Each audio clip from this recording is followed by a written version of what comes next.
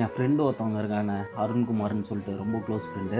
எதுக்குமே ஆசைப்படவே மாட்டான். என்றைக்குமே எதுக்குமே ஆசைப்பட்டதே கிடையாது. அவனுக்கு தேவை எதனா ஒன்று வாங்கிக்கடானா கூட வாங்கவும் மாட்டான். வாங்கவும் தெரியாது அவனுக்கு. அப்படியே இருந்துட்டான். ஃபோனு ரொம்ப வருஷமாகவே இல்லை அவன்கிட்ட. ஒரு டப்பா ஃபோனு வச்சு ஓட்டிகிட்டு இருக்கான். அவனுக்கு ஒரு ஃபோன் ஒன்று கிஃப்ட் பண்ணோம் அப்படின்னு சொல்லிட்டு எனக்கு ரொம்ப நாளாக ஆசை. பட் என்கிட்ட கொஞ்சம் காசு இல்லாதனால நானும் அப்படியே விட்டேன். இன்றைக்கி அவனை கண்டிப்பாக வாங்கி கொடுத்தே ஆகணும் அப்படின்ற ஒரு முடிவில் அவனுக்கு ஒரு ஃபோன் வாங்கியிருக்கேன். பாருங்கள்.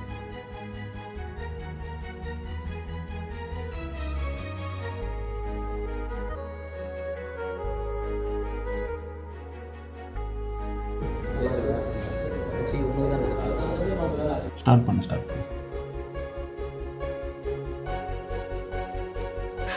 அம்மாச்சி சர்ப்ரைஸ் ஒன்று தான். புரியுது எனக்கு. ஏய், இந்த மாதிரிலாம் பண்ணக்கூடாது. என்கிட்ட செல் இருக்குன்னு சொன்னல, உன்னை செருப்பால் அடிப்போம். உன்னை எதுக்குடா இந்த மாதிரி பண்ற?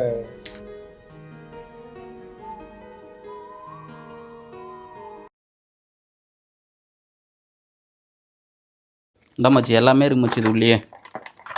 அவ்வளோதான், தயவு செஞ்சு அந்த குப்பை ஃபோனை தூக்கி கடாசிட்டு அந்த ஃபோன் எடு. இந்த ஃபோன் நல்லா ஒர்க் ஆகுது மேன்.